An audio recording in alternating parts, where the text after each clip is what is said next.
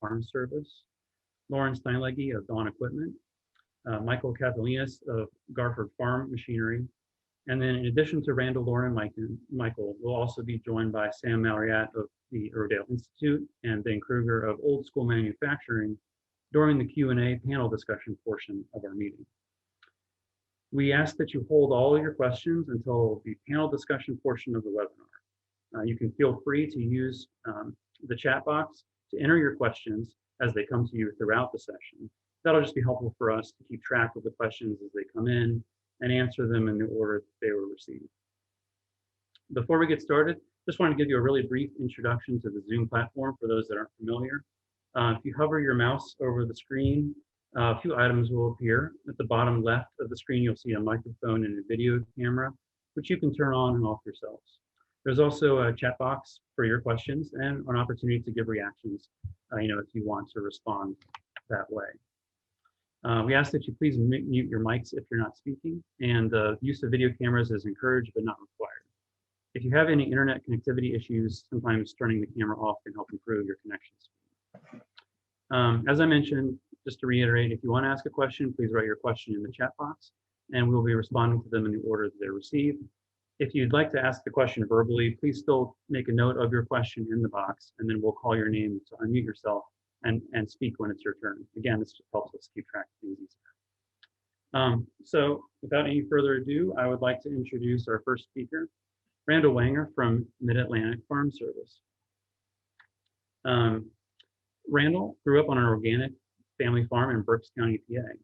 After a few years of organic crop farming, he started to pursue new technologies for weed control.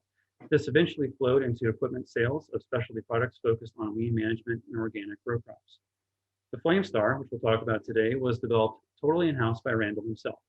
And today he works as an equipment sales rep and still does a little farming on the side. So here's Randall to tell us a little bit more about the Flamestar. Thank you, Adam. Am I coming through okay? Yes, you are. All right, very good. Well, welcome everyone. You can go ahead and cue the first video there. See if we can get that up on the screen. So yeah, I'm excited today to see what all everyone's going to be talking about, and new equipment's always exciting. So yeah, a couple years ago, as an organic farmer, we were battling with in-row weeds, and that's kind of where this whole idea of row crop flame weeding started. And you'll see on the video there soon a couple different models. Yep, there it's going. So yeah, we basically one thing led to another, and we were just focused on finding ways to do in-row weed control. So flamers can operate after the crop is emerged. We use them before emergence and after emergence. Can be used in a lot of different scenarios. With the wet springs, they really were an asset. But now with the what I call more normal year, like this past spring, we can do a lot of the same weed control with the Tine Weeder as well. But the Flame Weeder's biggest, probably like its biggest point would be that it can operate even after the crop has emerged and get those weeds right in the row, which would be something that's hardly possible with the regular row crop cultivator. There you can see the flamer going across the field.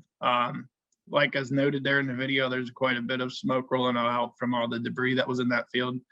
It's a lot more residue than it usually is, but yeah, definitely there's a fire hazard which you have to be mindful of. Yeah, flame weeding has been something we've used now for several years, and it's been exciting what we've been able to do. You can finish that video off, and we'll go on to the next one there. Takes a lot of heat to kill those weeds like you saw in the last picture, and that was an important part of it. Let's go ahead and cue the next video right away. I'd like to keep going along here. I want to hold up the meeting. Thank you. You'll see a couple pictures here of various different fields and crops that we were flaming. Some of these are customer photos, so yeah, big thank you to them. There's some soybeans that we're flaming when they're young. You can see us going across the field there. Hopefully later on we can talk a little bit more about flame weeding and timing. Soybeans have to be done when they're very young, before the unifoliates unfold. There's a picture of a field that was flamed when it was young. That was used along with row crop cultivation as well. I think it was 1 flaming and 2 cultivations, if I remember.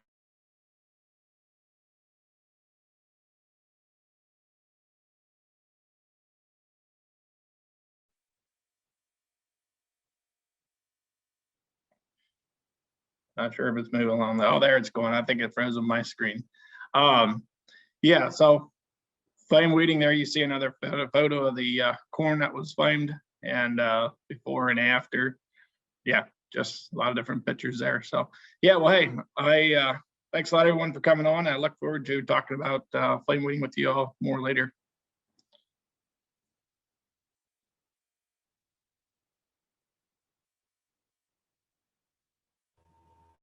Okay, thanks very much, Randall. I'm going to share my other screen to get us set up for the next speaker. So up next we have Lauren Steinlegge from Dawn Equipment and Underground Agriculture. Lauren's from West Union, Iowa, and he is a farmer and engineer for Dawn Equipment and Underground Ag, and has an on-farm and professional focus on regenerative ag.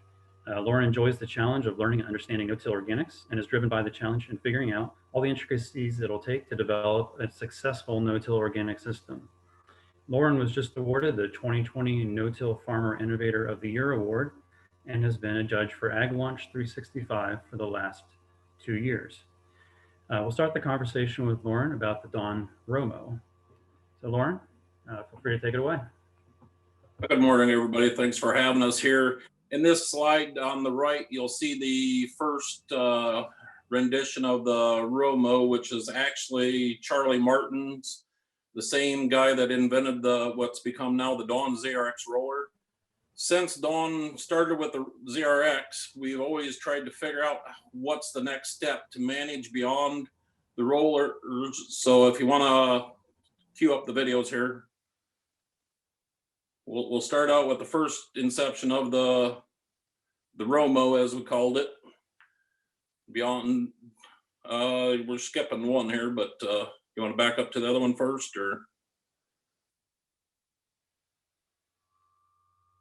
The first version was decided to be an impeller version, shown here in the video. Here we are mowing cereal rye in between standing soybeans. Now this is in my field, so if you see the peripheral vision there, you can see how tall the cereal rye was. But the biggest issue with this version of the row-mow was it grinds the residue up, and it's hard to maintain that residue mat. That's going to be key to keep the no-till organics working. Another issue was the hydraulic flow. So if you want to jump to the next video now. When we started seeing the inherent problems of that version, this was kind of the brainchild of, let's go to the other extreme, trying to figure out how to minimize the power. In a sickle, you can basically minimize the power very low. Another feature you'll see on this one, we learned early in the testing that mowing above the canopy was going to be another critical aspect. And through the testing of this one, it never actually made it off the test stand. So we did have to go back to the original Charlie Martin version that was more of the rotary disc, and we put gas motors on. If you've seen that video, that the day I blew the motors up on that one, we finally I convinced them to go to my baby. That's been kind of the in-roll project, if you want to bring up that one now. The in-roll is a simple mindset that I had about 5-6 years ago, where we roll the cover crop in between the rows. Basically, it's the same roller as the ZRX. If you got that video up now, it's just now we modified it so it actually rolls cover crop in between the rows. Very simple, easy to build product that is quick to market. And through some of our testing, we've got no-till organic corn that we're hitting 200 bushel an acre with 0 input. So we see great potential. There's going to be quite a bit learning curve to it, but looking forward to the Q&A. We'll try to answer more if you got them. So with that, on to the next. Yeah, Warren, I'm working on pulling that one up, and we'll show that. We'll show that probably just before the Q&A. Okay. I can tell a little more about it then if you need. So I'll throw this picture up if you'd like to describe a little bit more. As you see here in the picture, the roller is basically the same roller as the ZRX. The ears you see on the side is basically to funnel any crop that is standing above the row into them, are adjustable, and you can suck it right into the roller. Very simple, effective. The biggest key we've learned with all of this is you need to be running most of it before you think you need to run it. So, I mean, any of these tools you're probably going to see today, that's going to be the mindset to keeping, you know, timing is everything on some of this.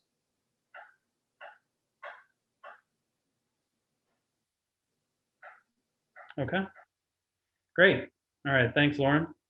So up next, I will try to advance the slide here. Here we go.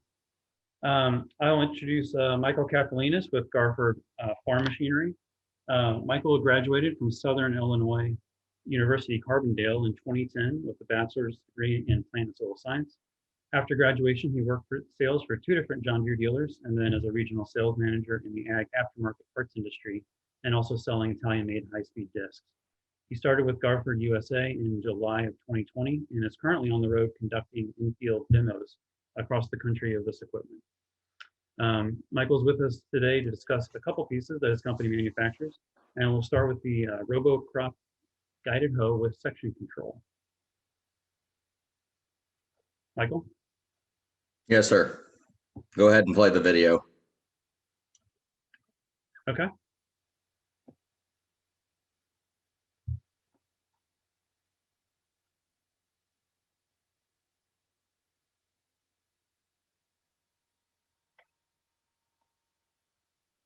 As Adam said, this is the Robocrop Intra-Row weeder. Gets kind of confusing because we have 2 different versions. We have the in-row and the intra-row, but this is the intra-row, so it means between the crop rows. As you can see, this is some type of wheat or cereal rye. It's taken overseas, and this looks like a 2-section machine, so it's got a camera on the right and a camera on the left, and it's differentiating between the crop rows and the space in between the in between the rows.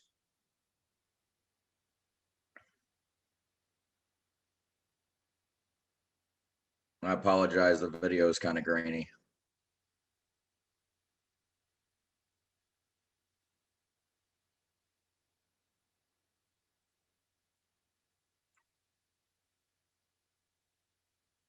This video here is the Tine Razor, so it's independent section control. Each row has raises by itself, and so it gives you better headland management.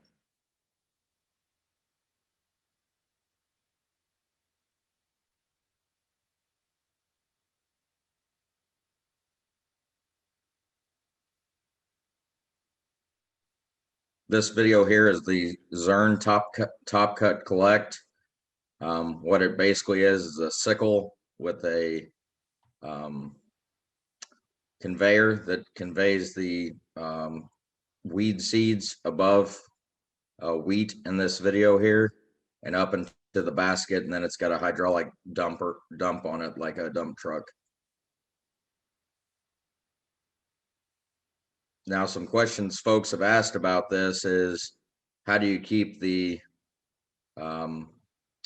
weed seeds from blowing back into the field? I really don't have an answer for that, to be honest.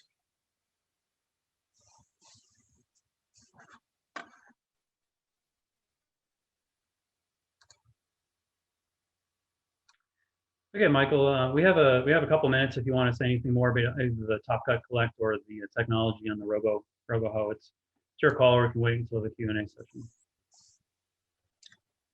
I'll just wait. Okay. Adam, there was a question that came in the chat. They would like to see the first video from Garford. Is there time to show that again? Sure, I can Yes. pull that up. Yep. Sam, are you able to play that again? Yep. Yeah, just let it run the whole way through, or you can start kind of where you stopped. It does The latter half of the video does show some of the side shifting of the tool as it goes through the field, which is interesting.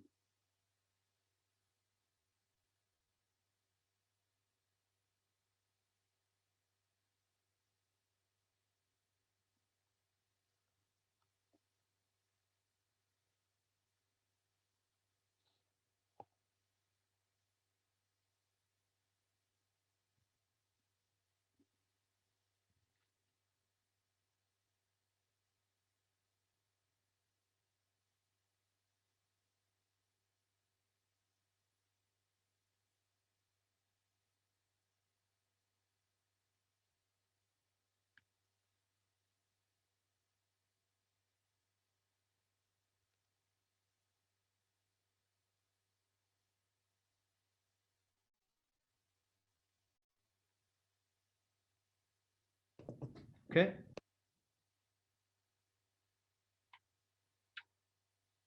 All right. Great, thank you. So I suppose next we will, Sam, if you can work on those YouTube videos. We have a couple of YouTube videos left to show just to wrap up some of this information about these pieces of equipment. First one we talk about is a high residue cultivator. So, it's a little bit of an older technology, you could say, but it's finding widespread use in the organic sector. We have a video to share with you. We'll just play the entire video found on the Grow IWN YouTube channel. So we don't have a speaker on the line exactly to discuss this tool right now, but later on during the panel, Sam Mallory from Rodale will be available to answer any questions about how this tool is used at Rodale.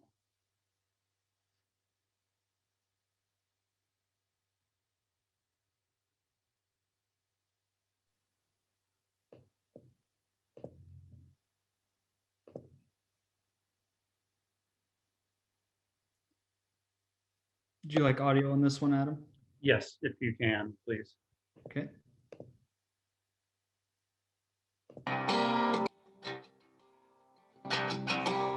So this is called a high residue cultivator, Intra-Row cultivator. And so this can be used in a no-till system where you have lots of crop residue or with cover crops. It has these large sweeps. They travel between the crop row and then they control the weeds between the crop rows. So you run it fairly shallow, 3 or 4 centimeters. You're trying to undercut the weeds, and when it works well, you just pick things up and set them back down. So you don't disturb. So the coulter slices through the residue. You don't disturb the residue, and so you maintain some of that residue and mulch to help with soil erosion and other things. I would say the main reason this isn't being used is because we've been relying on herbicides that work very well, and so you don't need this in many situations. But when we start having resistance, or actually some of it is being used by organic farmers now, you can rely on mechanical control.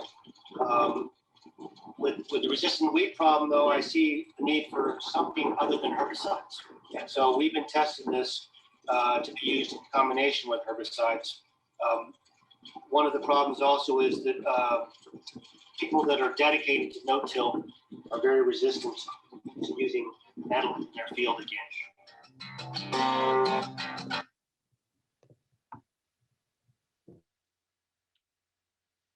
Okay, thanks for showing that, Sam. And then the last piece of equipment we'd like to talk about is the weed zapper. So again, we don't have someone on the line right now to give a presentation about it, but we'll show a video from the Beck's Hybrids YouTube channel, which does a good job of explaining how this technology works. Then during the Q&A session of the panel discussion, Ben Kruger from Old School Manufacturing, the folks that make this unit, will be available via phone to answer any questions that may come up about it.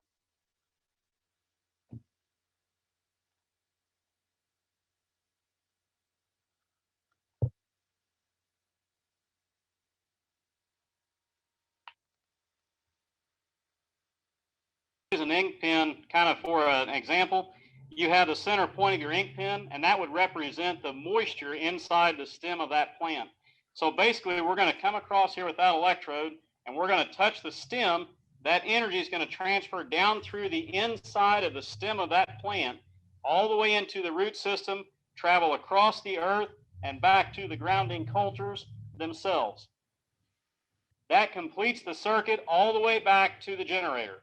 Whenever we have that connection between positive and negative electricity within the moisture of that stem, it causes rapid or even instantaneous heating. When that happens, it actually causes cell damage or cell explosion. And when that happens, the plant is obviously dead. It will go typically, depending on ground moisture, about 4 to 5 inches deep into the root system. This system proves to be very, very effective on anything that conducts electricity well. Typically more woody type plants, such as small trees and saplings, are not affected as well. And even late stages of velvet leaf late in the season, or late stages of like foxtail, when that stem has started drying down, it's typically a more tough system for us to use our machine on. You give a really good explanation on grass control earlier for our demonstration here. How well are we controlling grasses? I like what you said there in control. You know, we'll show you some pictures of velvet leaf and some other stuff where you can see instantaneous death, and that's the entire death of the plant. But in a grass setting, we're typically dealing with more of a control type, where it's going to take typically at least 3 passes through the field to do that. And that the reason is you have a grass that has 80% of its mass below the canopy and below the surface of that crop. So I guess I would compare this to, if you lose an arm and that's only 20% of your body's mass, you would not die from it. And that's what happens with that grass too. We can totally kill what we get a hold of, but because that's only 20% of the mass of the plant, it's a very hard kill to totally eliminate that plant. Therefore, that plant has the ability to send numerous shoots back up above the canopy, requiring multiple applications. So that's where I like to say it's more of a control than a total elimination. Now, one of the things that I noticed, we have to do this a little bit later in the season to get the weeds above the canopy. And the weed zapper was making contact with the very, very top portion of that soybean plant. Do you think we're going to have any damage there? Damage, yes. Death, no. I don't see anything out here. And you'll look at some of the pictures and you'll question me maybe. But you'll also have the opportunity with Beck Seeds. They'll also show you those later on, and they'll know exactly what's going on.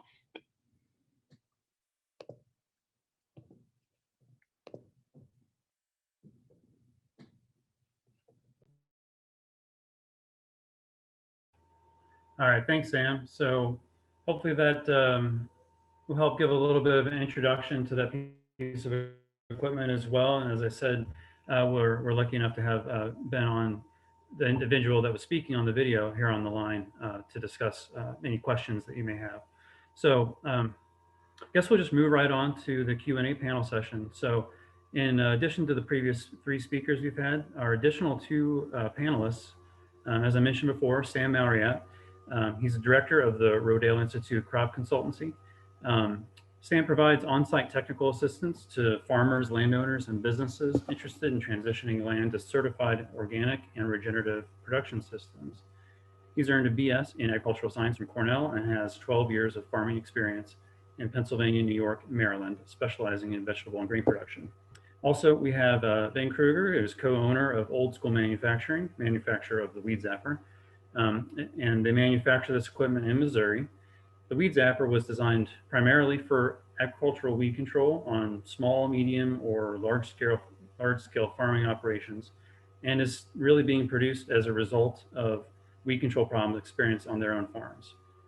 All testing and production of Weed Zappers are produced on their farms as well. So thanks to the panel for joining us. See if I can pull up some questions that may have come in.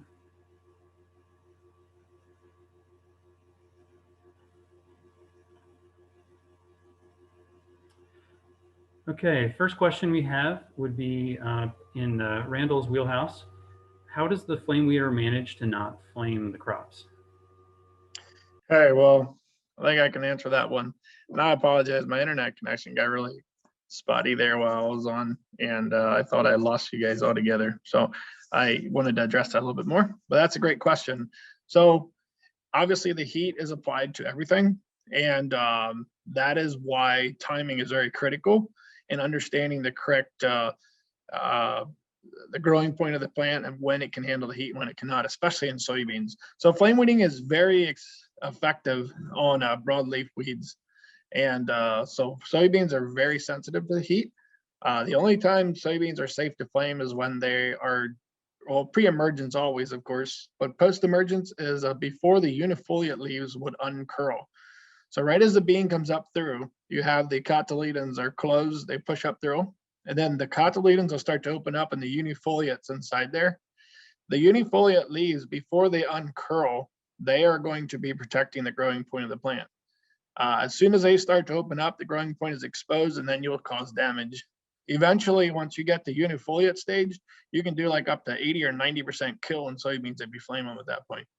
Now, corn is a grass, and it does a really good job at protecting its growing point. So corn is able to be flamed anytime from emergence till basically the machine can't get through the field.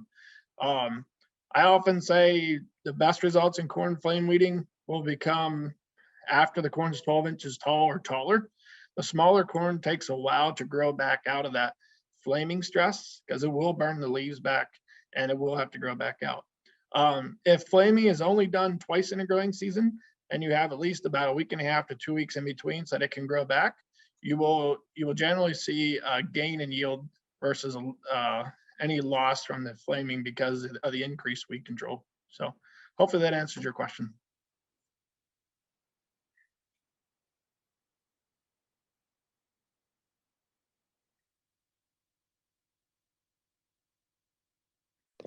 Adam, I think you're muted. Thank you. Classic, right? There was some comments from a few people that were interested in trying to figure out how to use some tools or equipment in a similar way, but for small scale vegetable farms or market farms.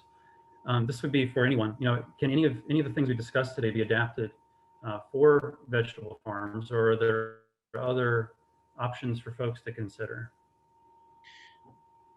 I can go ahead here first, I guess. The flame weeder, I had you may have seen the one photo was a vegetable bed flame weeder. That is new. I just shipped that out to the customer here, and he plans to use that next year in his CSA.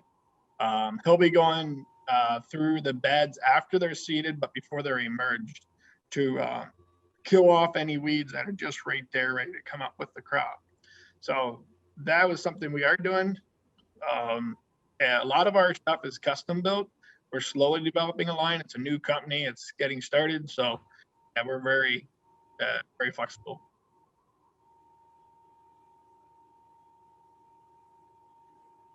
Lauren here, I can.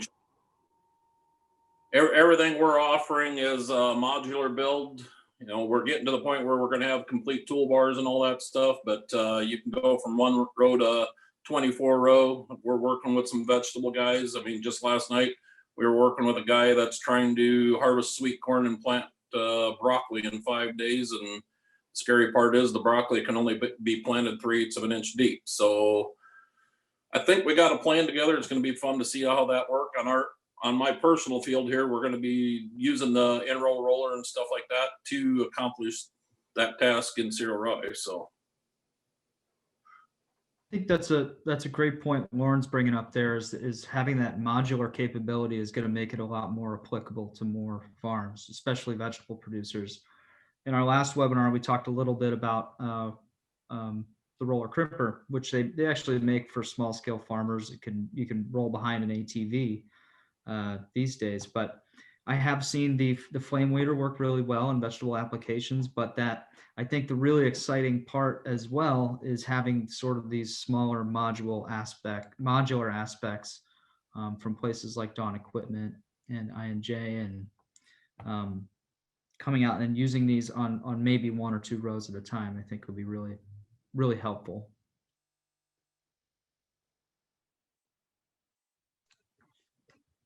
As Adam said earlier, that I am introducing the Garford in-row weeder in Florida, and we are currently running it in iceberg lettuce, and we can go from all the way, say, 2 rows to 40 rows, depending on the farm size. Everything's customizable. You can also use the Intra-Row cultivator as well in vegetables.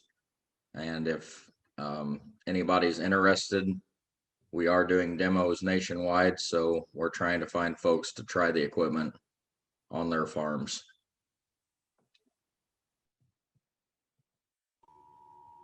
It's great, great. Any other input from the folks on the panel on this question? Well, the person that asked this question also made a note.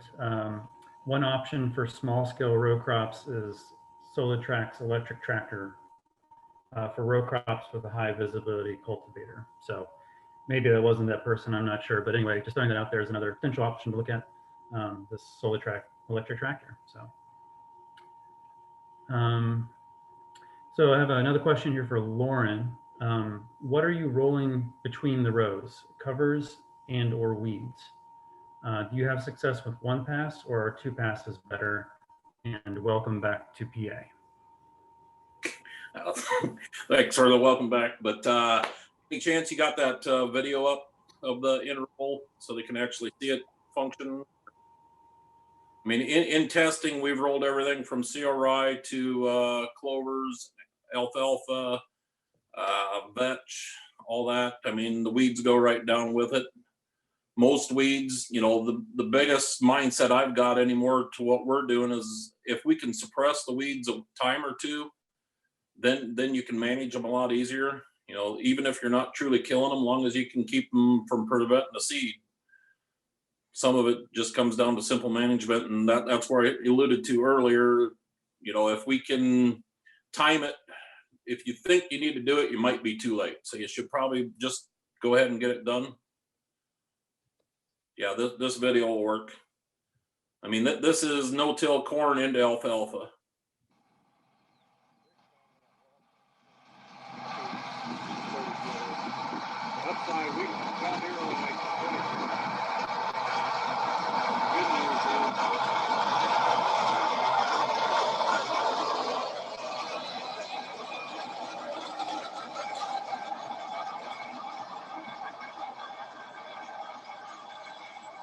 Since that video was shot, they did learn that one they needed to add to weight and stuff like that. I just saw the drawings this morning for the production model that will be available this spring. There's going to be a few slight changes. The video there you seen was at Dan DeSutter's, and they actually sharpened the blades. So now that is a bolt-on option. You can have either the square edge like a Rodale roller would have, or you can bolt on the cutting edge that will actually crimp some of your harder to kill weeds, and you know, it'll actually cut them off to some degree. So Lauren, I got a question on that, or just a few details. So that's actually sort of that Dawn roller, almost like the ZRX style, but those blades are sharpened to cut, or they're just crimping pretty aggressively? Well, the original model was a square blunt edge like the Rodale roller, but then okay. the Sutters and them, Dan DeSutter and Rick Clark, they decided to sharpen their blades, which is kind of neat because it's the same thing I seen down in Texas when we were down there testing. You know, there's going to be times we need to actually cut the weed off to kill it. Mm-hmm. So now as I said, I just seen the new drawings this morning. The bolt-on, they've got a bolt-on cutting edge now that will bolt right on there. So instead of sharpening the blades, you can just bolt on the cutting edges, and it will, you know, so it gives a little more versatility. Like I said, the simplest part about the Intra-Row roller is there's no motors to worry about. It's just simple. Go to the field and it works. And I was hoping we had a video queued up too. You could see some of the other tools we're working on with complement to the Intra-Row. We're actually going to make it a cultivator. that you will actually, basically we're taking row cleaner wheels, and then you'll actually be able to push some soil into the row to kind of take care of your in-row weeds even. I can work on pulling that up in the meantime, but so it's almost like that. It's that old school push mower style cutting, right? Like before a gas mower. Very cool. Basically, it's ground impact, so it actually, you know, pushes the weed against the soil to cut it. But like I said, now we have the option. You can either have the blunt edge to crimp, just like the Rodale roller, or you bolt on the sharpened cutting edge that will actually cut the, you know, the goal is going to be to cut the weeds. So that gives, like, some of your weeds that won't take a roller normally, you'll actually be able to cut them just like if you were mowing. So that, when I was talking about the row-mow earlier, that's kind of why the row-mow is kind of on the shelf a little bit right now. You know, there's a few guys working on that. We were going to have a new version of that out this spring, but with some of the COVID scares and all that, some of the production schedules are kind of entertaining this year. So prior to get product out, and like I said, I'm supposed to, well, I'm trying to order my version of the Intra-Row. You know, I'm going to actually have a production model to play with for myself this year is the goal. So I'm going to be ordering one here hopefully in the next day or two. So That's great. And that the video that we do have for you does show those cultivators on the side. So hopefully Sam will be able to cue that up and we can show that. it's the one tractor on. So in the meantime, though, next question here is for anyone: is a Yeoman's plow or a keyline plow used in large scale farming?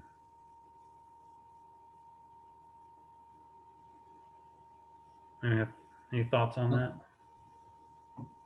I can cover that a little bit. That's really, those are the kinds of things we're trying to get away from. I think probably the closest to that would be that high residue cultivator in this application. In our experience, the high residue cultivator can only be as good as your weed suppressing mat that you've rolled down. If that's weak, the high residue cultivator isn't necessarily going to be able to bail you out of that situation. But some of those really early designs were, I know that our CEO has used the Yeoman's plow before in some applications, but in general, some of that we're trying to eliminate really with some of these tools. So. Okay, thanks, Sam. Here I have a question about yellow peas. What are some options in yellow field peas? We generally recommend rotary hoeing.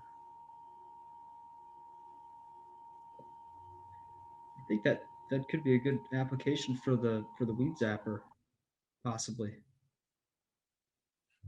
I could unmute Ben here. Hey Ben. Can you hear it? Yes, can you hear there? Yep, we hear you just fine. Okay. We have used it in field peas for weed suppression. You know, once those weeds begin to get a little bit taller, our system is based to support other weed suppression systems, whether that be heavy mat from no-till application, or whether that be from rotary hoeing, as you already discussed. It's not designed to be the first line of defense. It's designed to catch the escapes that have escaped other lines of defense. The weed itself would need to be somewhere in the neighborhood of 12 to 16 inches in height, and it does work on this crop just fine.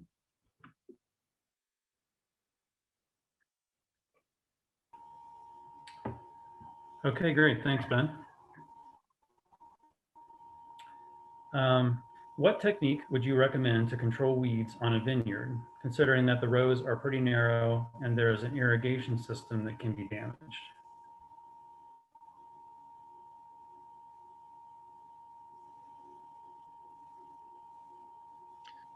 I guess I could speak into this one just a little bit. So I have no experience with flame weeding vineyards. I've only done row crops. So yeah, I can't speak from experience. I know it's something that I've seen on YouTube, things like that. Guys are trying to flame weed that. However, what I would caution is that your irrigation system is likely going to be damaged with the amount of heat it's going to require to kill those weeds. So I don't really think flame weeding in a system that includes an irrigation hose is going to be wise. Yeah, unless perhaps the irrigation tubing was suspended somehow, get it off the ground, maybe, might help. But Correct. I think that'd be a situation you'd almost have to be tailored to the situation. Is it a drip line or is it a sprinkler? A guy would actually have to see the system to try to figure out how, I can envision that the row-mow or something like that being a key tool, but there again, do you mow it above it or is it suspended like that?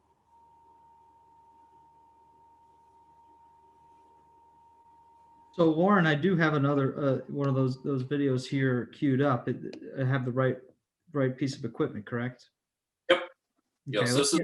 I'll play that real quick if you want to describe it. If you look on the inside rows, you should be able to see like the row cleaner wheels. That's also the original front ZRX on the front. So that would be the same as mounted on a planter. They're full width rolling, testing to see how that would work. The in-row roller is going to be individual rows that you can control, just like that Garland cultivator that you've seen. So eventually need section control and stuff like that. There you have a very good shot of it's a scissor wheel that basically is on an independent suspension. And the whole goal there is you kind of just heave or push a little soil into the row. It's kind of tunable. You can slide the row cleaner wheels in and out to really fine tune your control. I think Mark Dude was on the call here. I don't know if this was at his place or it's UW-Madison, I believe, where we were testing on that. Yeah, it worked well. Lauren, especially, we did it in some 60-inch corn and tried it, and it actually was kind of wet. We did it right after rain, and I was amazed how well that worked. We weren't successful with 60-inch corn, but we were successful with crimping. Worked very, very well. We had alternative rows of 60-inch corn and 60-inch buckwheat, if you know what I mean.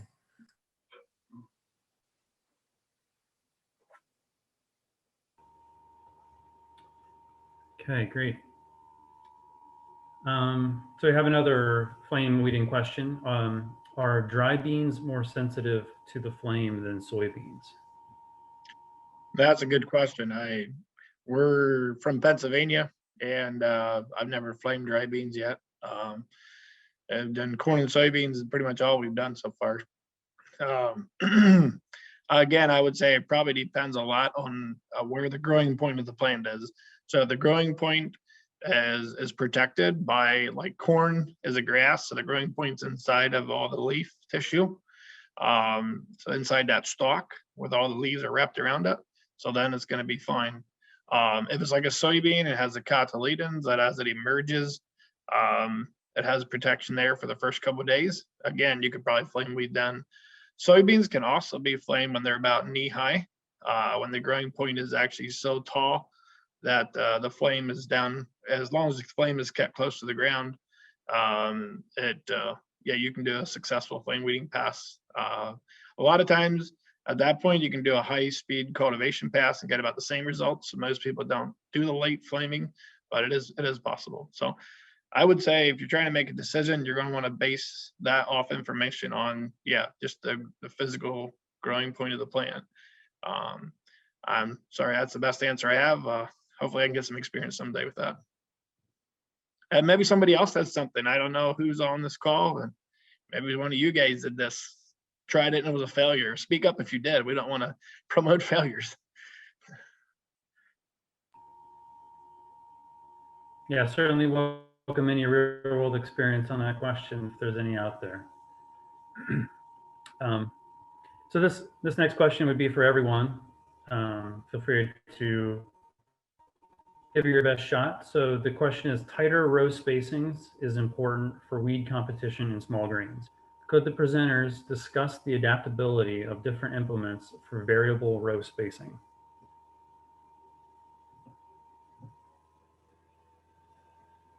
Lauren here, that all goes back to the modular build that we were talking about earlier. I mean, everything we have is adaptable to about any row spacing you can think of. I mean, most probably know my experience with 60-inch rows. We've played quite a bit with that. I mean, one of the things we're going to do this year is we're going to add vegetables to standing corn, if that tells you where we're going with some of this. So anything's adaptable is my mindset usually.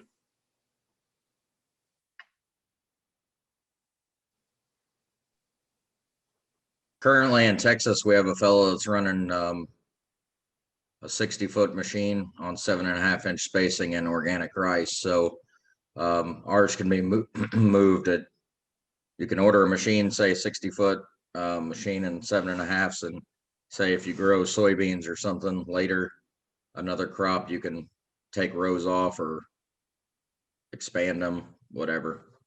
It's pretty easy to do.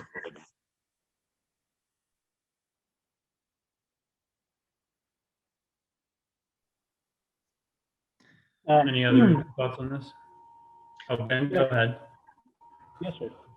We have used the weed zapper on anything from 7-inch spacing or 7.5-inch spacing all the way up to, I guess, probably 38-inch spacing. We do offer between the row application, but our primary use of our machine is above the canopy. So, you know, the bar or the electrode itself is simply suspended above the canopy. So obviously at that point, row width makes no difference. Our between the row applicators go down as narrow as 3-inch.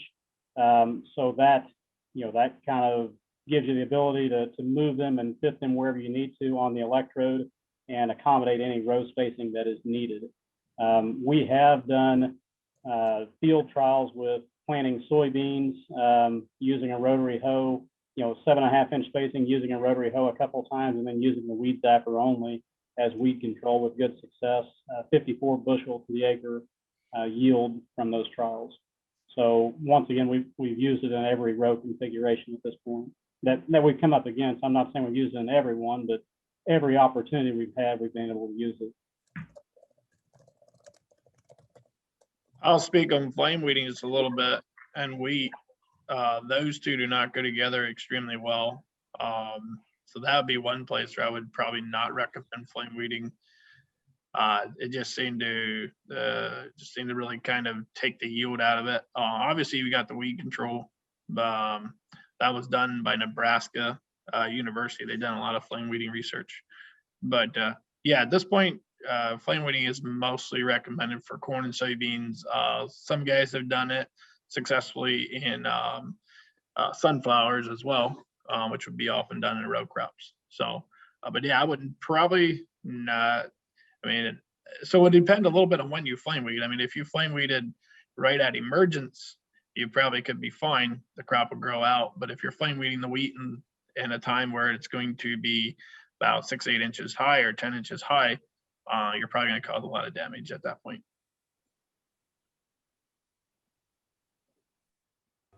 Okay. Great. So the next question is for Michael regarding the Garford Cultivator. The question is, are they only running the straight shank and shallow tines? And then the second part is, it looks like it uses an S tine to hold the shank. Wouldn't that have too much give in hard soil? To be honest, I don't know the answer about the hard soil. We were supposed to try the Intra-Row cultivator in wheat this week, but due to frozen ground situation, we were unable to do that, and that was in Oklahoma. Yes, all the tines are interchangeable, so they're everything's custom built, so it's how the customer wants it to be. So just because the customer, say in the UK or wherever that video was shot, that's what he picked. So everything can be changed to fit your needs.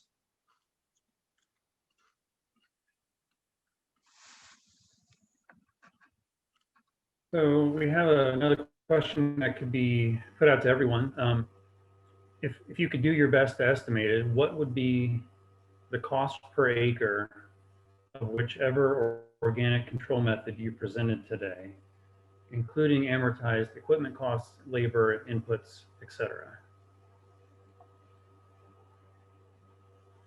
Anyone want to take a stab at that?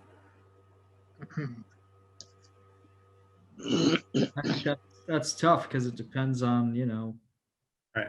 your operations, your tractor, a whole lot. So I don't think we could, maybe some of the other representatives have some specific information, but I think we could pull that one out. Can you repeat the question? Sure. So the person's asking, there's an estimate of a cost per acre of the organic control method you're presenting today, including amortized equipment costs, labor, and inputs. Well, I can Lauren, tell here, you. Go ahead.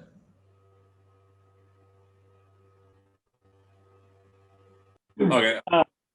When we did the cost analysis on general, I think we could get down to under $15 an acre based on a 1,000-acre farmer. You'll have to adjust accordingly. I mean, that was kind of the parameters when we were doing cost analysis. You know, the row-mow is going to be a lot higher because it's a lot more moving parts and stuff like that. You know, in my experience on some of our test fields, playing with the herbicides, I know some of the organic herbicides are up in that $75 range. So that, you know, that's kind of the guideline we're trying to make sure we're well under that. We have done some testing with the weed zapper, and what we have done has been based upon using a 40-foot machine based upon, you know, I guess a moderate weed pressure situation. We figured in the lease of the tractor, the labor to run the tractor, the depreciation and repairs on the machine, and that comes up between $12 and $15 per acre. And that's what our studies, $12 to $15 per acre per pass. Want to make sure to throw that in there, as our system is not designed to be a one pass system. So, you know, depends on what your weed pressure is. You know, the more passes you have, the more it makes, the more it's going to go up. But as far as a per pass cost, $12 to $15 per acre.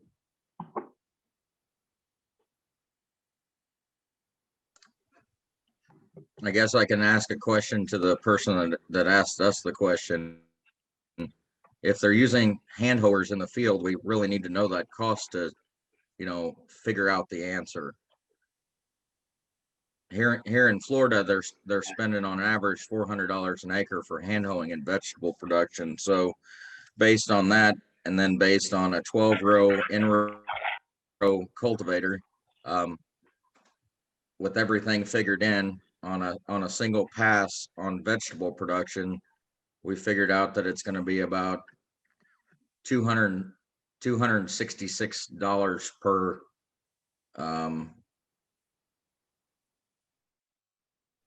per acre. So it's still saving them, you know, and that's figuring in the fuel in the tractor and the guy in the tractor seat. So they're still saving, you know, 134, 140 bucks an acre. So the machine would pay for itself, and I think it would pay for itself in about 18 days is what we figured on based on doing a quote 2 days ago. So that's just an idea, but the Intra-Row cultivators are less cost, so the cost would go down, obviously.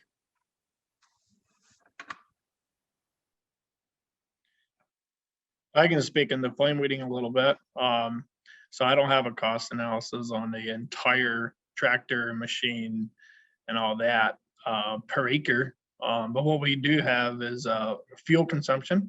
So that's really the only consumable in our scenario. It takes very little horsepower to move the unit across the field because there's no ground engagement.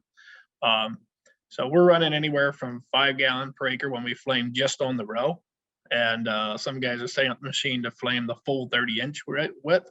And at that point, we're doing about 12 gallons of propane per acre. So roughly, I would have to check again, but propane I think is $1 to $1.25. So we're running anywhere from like $6 to $15 an acre for the fuel.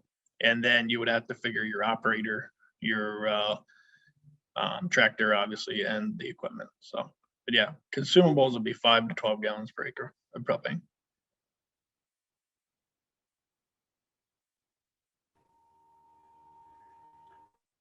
Okay, sort of a follow-up question to everyone as well. The equipment that we're talking about today, you know, I'm sure that it changes depending on the conditions or what you're doing, but is it possible for you to give an estimate of a range of how many acres an hour can be covered by the methods that you're talking about?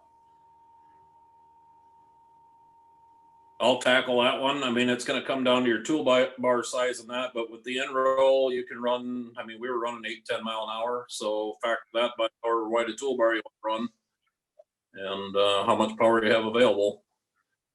You know, some of these tools, it's going to take more weight than power, just weight of a machine eventually. But, you know, cost wise, the Intra-Row is under $1,500 per row. So you can build, by the time you factor are in, you know, the row-mow, we've never actually put a price on it yet, just because it's the sheer state of development. It's kind of hard to put a price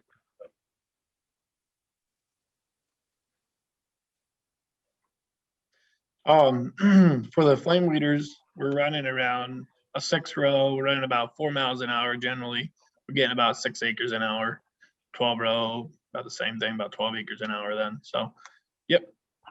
So a lot of times that 3.5 to 4 mile per hour range is pretty much the sweet spot. It's the right speed to get enough of heat on the crop to kill the weeds, and much faster than that, you start getting skipped weeds. I did not get enough of heat to fully destroy the leaf tissue, which results in the death of the plant. So, yeah. So about the row on a 30-inch row, the row spacings is about the acres per hour. So 6 rows, 6 acres an hour, 12 rows, 12. So on and so forth. I would agree with the last speaker there on the weed zapper. That's about what we found as well. I guess the only thing is I would further say it on the weed zapper itself. That would be based upon actual hours of while the machine is engaged. Turnaround times, you know, if you have short rows, obviously that would drop that, and I know he knows that as well. But we typically see per hour of operation, you know, on the timer on the machine itself or on the clock on the machine itself, 1 acre per row per hour seems to hold very consistent. There are guys that get more than that done, but they probably don't get as good of effectiveness or good of kill rate as what they would like to have. I would say in terms of speed with the high residue cultivator, we're probably going about the same speed, maybe as flame weeding. You don't want to go too fast, otherwise you're throwing a lot of dirt and moving up your mulch in the process. The idea is to pass right underneath the mat, so you're not disturbing that surface residue. So that's you know, I think on the scale of other tools, a little bit slower than you'd expect, but still pretty. You know, you could travel at a pretty good clip.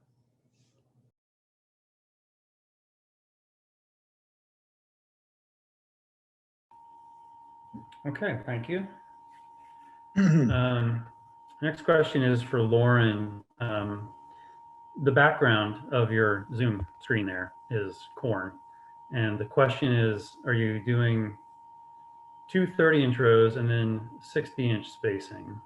Is that organic? And then what cover crops are you rolling and what else are you learning? that actually cereal rye in the background.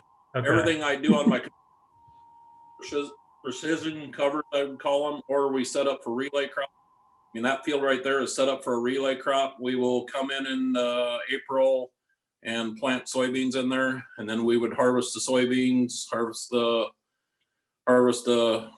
cereal rye in the spring or July, and then the soybeans come fall.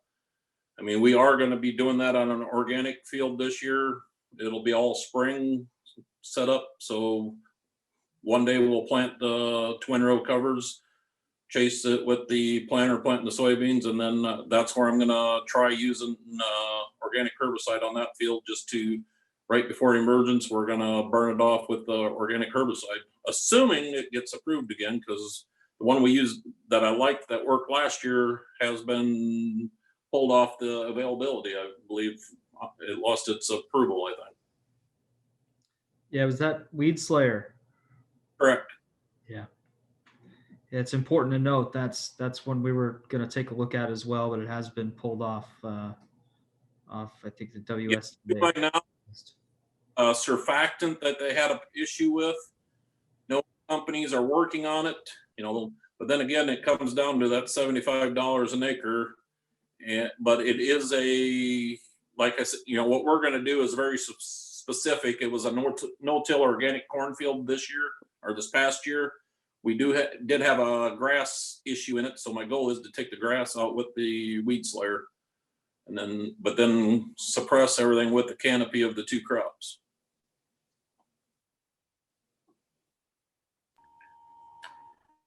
Okay, thank you. There's what. Oh, go ahead. Go ahead. Oh, I see now. Okay, thanks. So the next question is for anyone. Does anyone have experience with undercutters?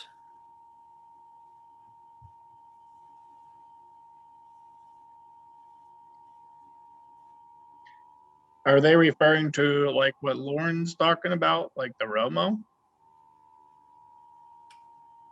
I'm not sure. That was just the extent of the question. Okay. I would believe an undercutter is basically like the high-speed cultivator, or in the extreme case, it'd be a rod weeder. You know, it's actually running under the subsoil to cut the weeds off at the root. Yeah, if that's what they're referring to, then yeah, the high residue cultivator for sure might qualify for that. But you know, like I said before, it all depends on the residue you're cutting underneath. It has a lot of trouble with grasses in row, you know, because that sweep only gets you from one row to the next and leaves about a ½ inch or an inch on either side.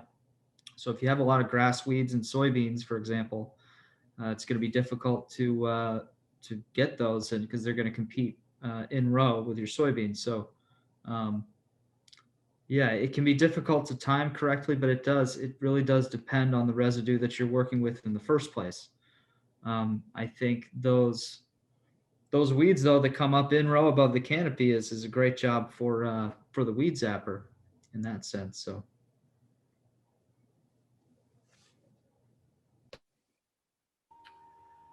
Okay, thanks. Next question here is, someone's seen some research on a grit spraying weeder a few years ago. Do you see anything recent coming out about that technology? Adam, I just want to point out with that question, someone did share a link to an article about abrasive weed spraying. So I didn't, or control, I didn't share that, but that's in the chat too.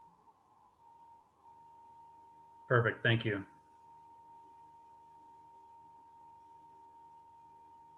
The only thing I would be familiar with is Mike Shooter's, you know, comparable would be Mike Shooter's steam generated one, where they're still trying to spray the weeds with steam to burn them.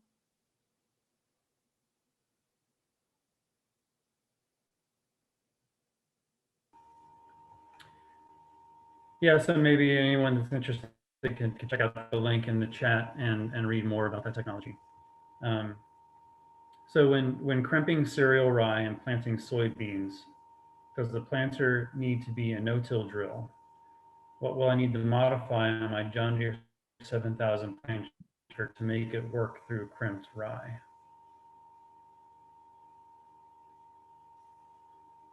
Usually the biggest thing on any planter is your downforce. I mean, you know, you can simply add weight to a row unit. You know, I've seen a lot of guys put 100 pounds into the insecticide box if you have one yet, or you can go full extreme and use hydraulic downforce. But on any weight transfer setup, the critical thing is to have the weight on the toolbar to, you know, to transfer in the beginning. You know, that's one of the critical things a lot of guys forget when they are adding the downforce. The more you take off the toolbar, the less you have to transfer eventually.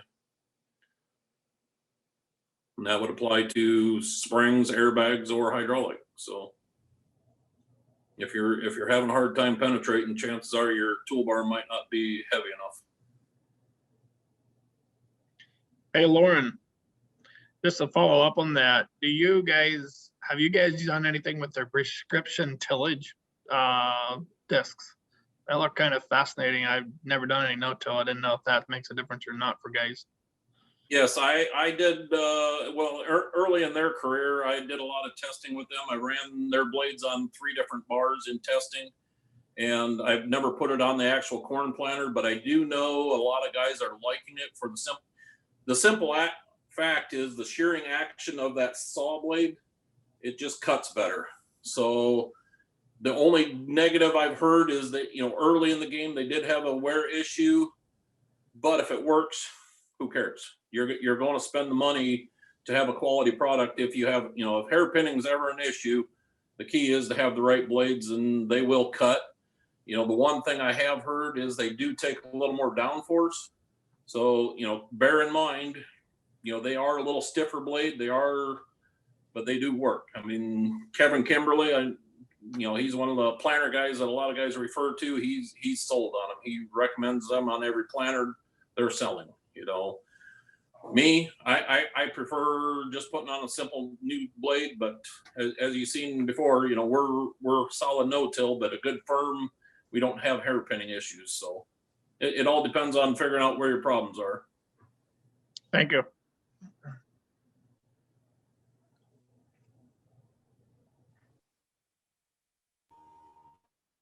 And did you have anything to add or not? You look like you No, maybe I have was something to I say. was just gonna say those residue slicers are gonna be really important if you're modifying an existing planter. Yeah, so you'll have to just see what works for you. I don't know, at Rodale for a long time we've been using these Peckway sort of fluted residue slicers that help prevent that hairpinning.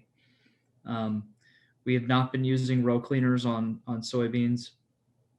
So just another thing to keep in mind. You don't necessarily need them.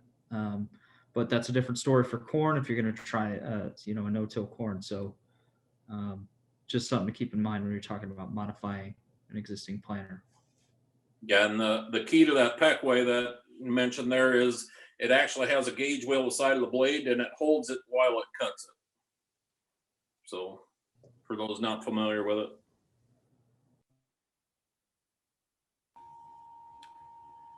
Okay, thank you. Next question is a little more general, asking if we can send links to all the videos that we showed today. Not all of the videos are available online, but the ones that are, we should be able to share. We'll send out an email to all the participants of this webinar with the link to a survey, and we should be able to share videos there as well. So next, general question. Anyone like to comment on the impact of field rocks on any mechanical weeding systems?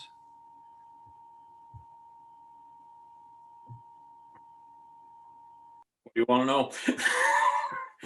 I mean, on my home farm here, we've got rocks, and you know, that's the less disturbance we can do, the less we got to fight them. I mean, that's the critical aspect. I mean, that's why I'm hardcore no-till, I guess. You know, for me to go fully organic, we've got to figure out the no-till organics because I don't like picking rocks. The beauty of no-till, once you get the rocks picked, they kind of stay where they belong. So they do cause wear issues, but again, it comes back to, you know, that's why we like the simple options, I guess.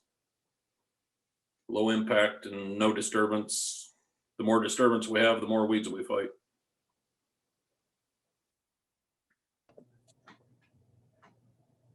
I know on the flame weeder, I had some guys early on, the first designs we had, guys are running over rocks and bottoming row units out. And yeah, obviously everything has a limit and you could bend row units or bend gauge wheels, but we have changed the design a little bit. as far as I know, nobody's bent anything. They've deformed rows, wheels, the little wheels that are there. They've deformed the wheels. So they tried again, but the frame was strong enough it stayed up to it. So that would probably be our biggest issue. Obviously, if it's really rocky, you can always slow down with the flame weeder, so you're not just running it. You can lift your 3-point up, so you give more travel to the row unit, so it doesn't bottom out. That's the only thoughts I would have.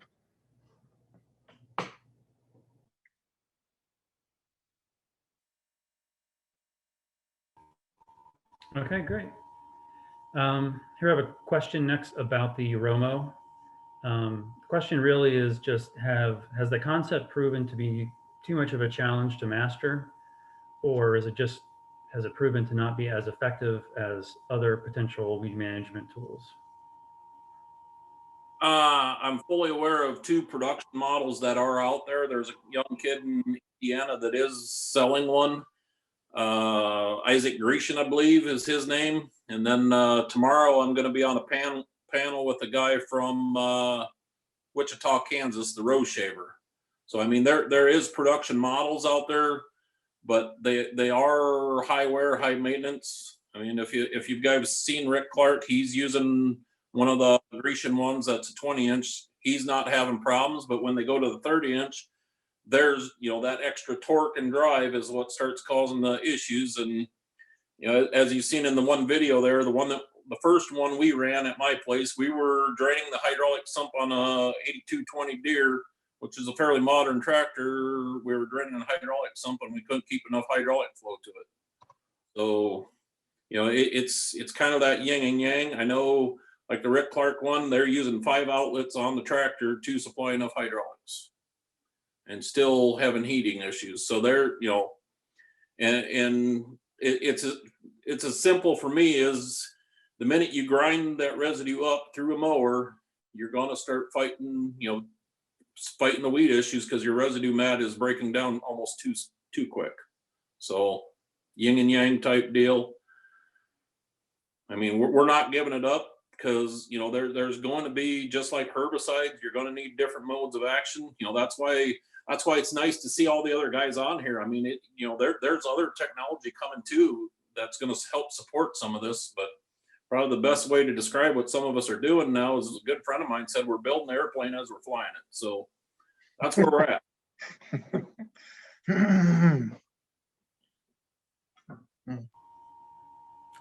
All right, thank you.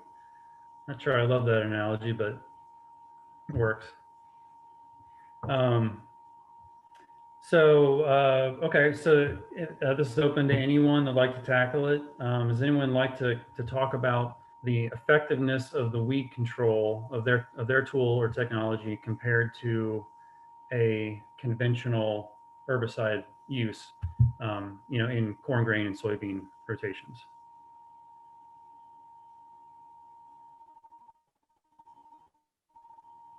Sure, I can go ahead with that. So there are some guys using flame weeding very effectively in taller corn crop, say like 12 to 18-inch tall corn, where they weren't able to get in early on. And the one photo in that second video, you seen a photo right where the guys had went through, and the weeds were about 12 or 16 inches tall, I think, if I remember correctly. And at that point, it is very effective. I've heard people say, it looks like you sprayed Roundup right on your rows when we've done some late season weed control. I don't think the flame weeder is ideally suited to, what would I say, do cleanup as a main mode of action, but or main purpose, but it will clean up weeds that have gotten away from you early on in the season. Although the issue we have is, just like the weed zapper guy was talking about, you have to get the plant, the entire plant, to get it to kill it, and that it will cease and desist. If you only get the top of the canopy, the lower leaves will continue to produce chlorophylls, and the plant will keep growing. So it is tough to totally kill the weed, but you can get a lot of, you can really reduce the competition and give the plant an edge. So comparison to Roundup, if you had resistant weeds, sure, the flame weeder is probably going to do a better job, but still, Roundup can kill the plant from the inside out, and So we've had some great results. The farmers that have them, nobody's sending them back. They're having a great time with them. We use it on our farm. It's a main tool. It's not a first go-to. The cultivator and tine weeders are our first go-to tools. It's used when the ground's too wet to get in with those. It's used late in the season when the weeds are larger than either of them can handle. So it fits within the package. There's no one tool that works in organic farming. And I think that's something that everybody learns after you're in it for a little while. So it's just another tool in the toolbox. It fits a specific window that nothing else really fits. So, and the zapper fits along beside the flame weeder because I cannot get the weeds above the canopy like the zapper can. So that's another amazing tool. I think it's really good to have around. Yes, sir. This is Ben Kruger talking. Randall, I wanted to say exactly what you had said. Every time I go to a trade show, everybody always asks me, do I want a flamer or do I want a weed zapper? And I tell them, well, we're not in competition with one another. We complement one another because you have the ability to get those weeds whenever they're very small. And that's something that we have struggled with. We can't get those weeds whenever they're 3 inches tall, and you have that ability with your machine or with the flamer. And with our machine, we can do what you can't do later on for those escapes. As far as the question concerning Roundup, we actually had a machine purchased from us by the University of Missouri here in Columbia, Missouri, and they showed a 98.6% effectiveness rating as far as what was actually touched, whether it was the very tip top of the plant or somewhere on the stem of the plant.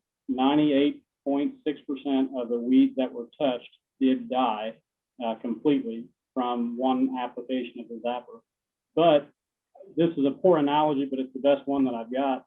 I tell people that the system is like the difference. Roundup would be comparable to a gas chamber, and we'd be comparable to a rattlesnake pit. Both of them have their effectiveness. With a rattlesnake pit, you have to get bit before you die, and we have to come in contact with what we kill. So we have used, the machines have been bought and purchased, especially out in Nebraska, and those areas where the herbicide has been, having the resistance problems. We've been having people buy the machine from us to use on those escapes from their herbicide. So once again, as I said before, the machine is designed to be used in conjunction with another type of weed control, whether that be an organic weed control with flaming or a pre-post herbicide application to help with that weed control.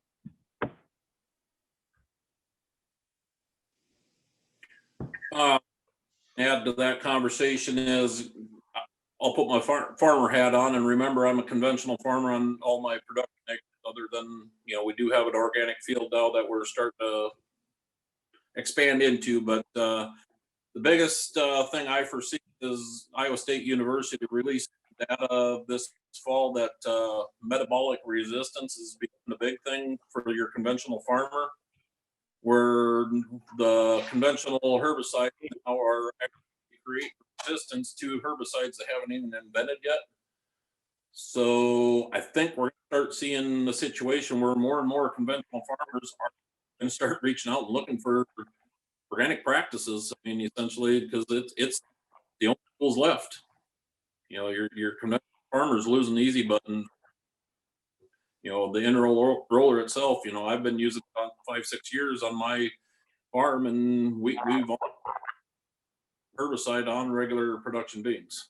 So if we get a good stand of SARE rye and that, we don't have the water hemp issues. We don't, the residue mat is real when you start playing with it. So. Yeah, just to add to that, I think the idea that an herbicide is 100% kill these days is not true anymore. So the relative effectiveness of all these tools should kind of be taken into account, as they may have more longevity than something like an herbicide at this point. Because I don't know, we were down in a couple farms in Virginia, and You can see the resistant mare's tail, not only in all the fields, but just on the sides of the road where they've been spraying over and over and over again. So I think these are going to become really difficult weed issues, and all of these tools are ways of I mean, there's not a whole lot of resistance to fire and steel. So I would say in terms of the high residue cultivator, though, one of the most variable of the weed control techniques for sure. Like I said, it does depend on your cover crop growth and your biomass going into that cultivating event. But this is also we're talking mostly about organic no-till. This is a tillage tool, and it's a big, heavy piece of equipment. So, if you don't do it at the right time and you sort of neglect those in-row weeds as well, I would say that it's a difficult one to make work. So keep that in mind. It does work, but it really is a rescue tool for sure.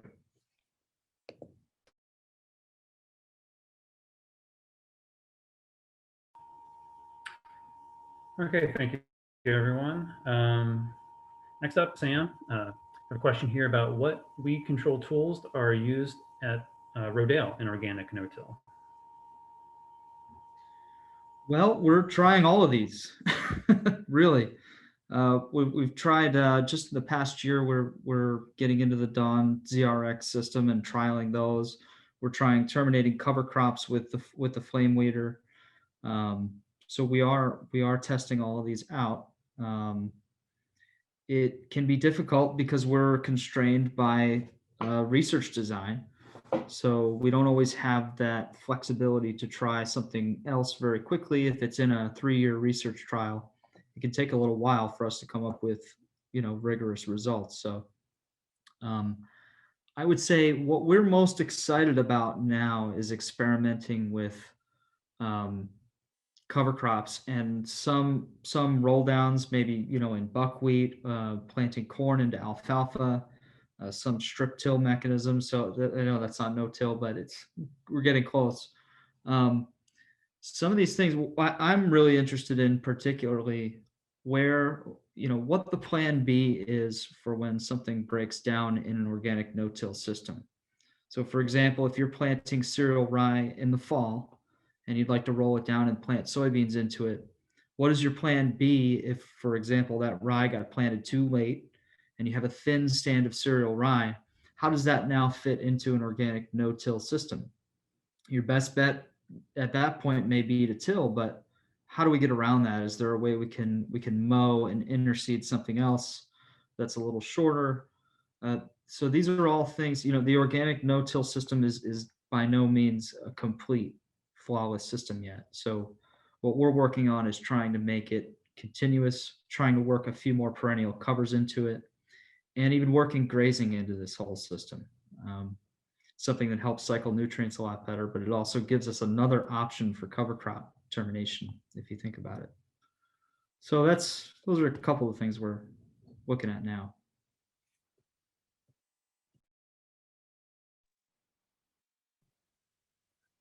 So there's just one final question, Adam, that I didn't send along, and it might be the $1 million question too, but what is the best way to manage field bindweed?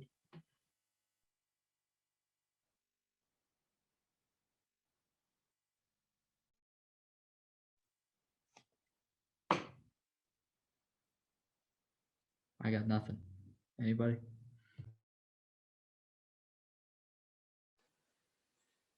That would be one of those deals. I mean, I don't deal with it directly, but the simplest thing is you might have to change your rotation, and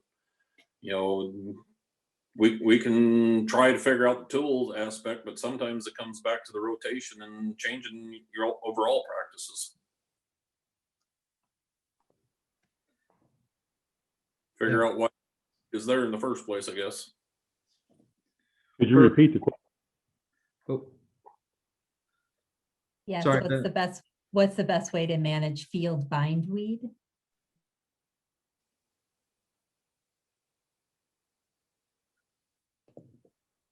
I think the flamers could be effective if you can get the entire weed. The challenge is you must, in order to have the weed, to truly get the efficacy of the weed, we're gonna have to hit everything. So you could try setting up a flame weeder on full 30-inch flaming, full width flaming. That may work to kill what's growing. But then the next question is, how quickly are you gonna get the next generation or next flush of weeds? And is the crop gonna be too tall to come back in at that point in time? So on and so forth. So yeah, that'd be an interesting weed. I don't work with that weed particularly here. So yeah, like Lauren had said, crop rotation could be key. Yeah, to Lauren's point, if you can ever get, if you ever have time in your rotation, I guess, or if you have the space to get in a summer annual, a smothering summer annual might be really helpful in a problem field if you can let it rest in a sorghum Sudan or depending on where you are, a sun hemp, or that might help get everything to germinate. They'll start climbing up, and then if you can either, sometimes you can harvest it for forage, or you can just mow it and let it lay. But yeah, crop rotations, that's a great suggestion for sure. But if your acreage is small, doing a field walk, and I'm not above that, so pulling them out. Okay, well, with that question, we are actually at time. So just go to the slide up here, and we'd just like to really thank all of our panelists for coming today to help, for everyone for attending, and to let you know that we have one more installment of this series next Wednesday. Here's a link to register, and also a little note here on the side. Rodale is publishing an online course, Transition to Organic, and attendees of today can use this code as for a discount. So with that, I think we'll call it good, and hope to see you here next week. Thanks very much. Thanks for attending. Take care.